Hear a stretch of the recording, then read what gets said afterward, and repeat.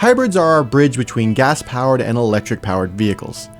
The Prius is the best known hybrid in the world, and while it is important, it's the opposite of exciting. The other end of that spectrum is this, the BMW i8 Roadster, a plug-in hybrid supercar that looks more like a spaceship than a four-wheeled means of transportation. It's bold, it's fun, and it's really in its own category, which is good or bad depending on who you talk to.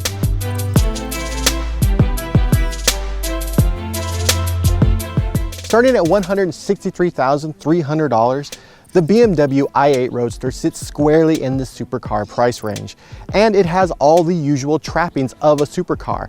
It has doors that open like this, and everywhere it goes, it turns heads. In fact, every time I pulled up anywhere with this car, people pulled out their cameras. It's an Instagram magnet. Frankly, I don't blame them. It's a beautiful car. BMW designed a car that looks futuristic without being unapproachable, and it's even better with the top down.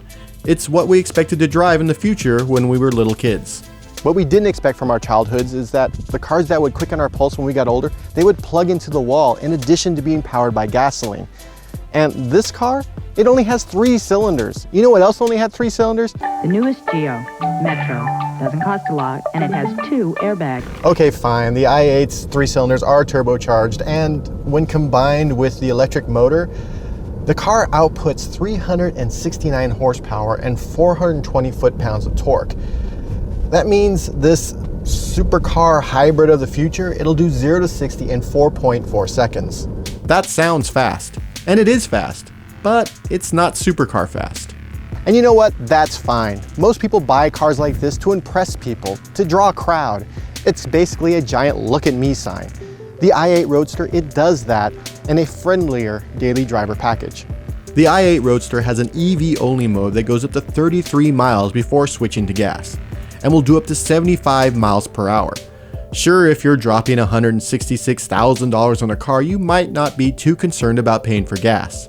But you might actually care a bit about your carbon footprint, and if your daily drive is less than 30 miles per day, you can cruise in ostentatious style without spewing more CO2 into the air.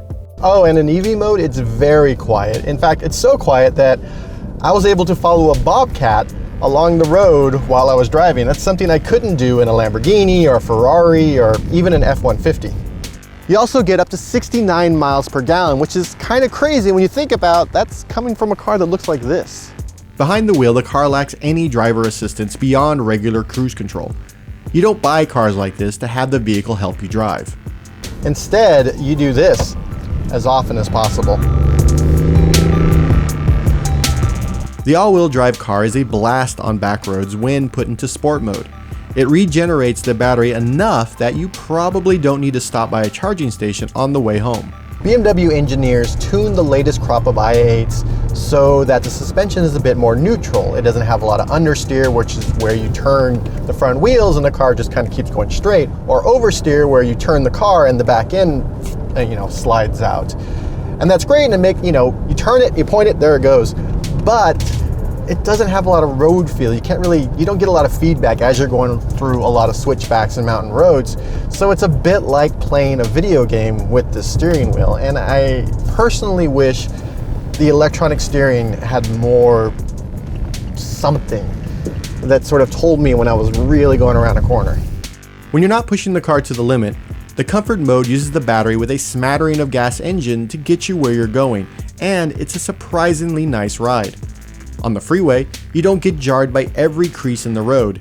It's very un-supercar in that way. The BMW i8 Roadster does a great job straddling the line between supercar insanity, look at it, and forward-looking engine technology. It does have doors that go up like this, but you can also quietly drive it around town and do some grocery shopping.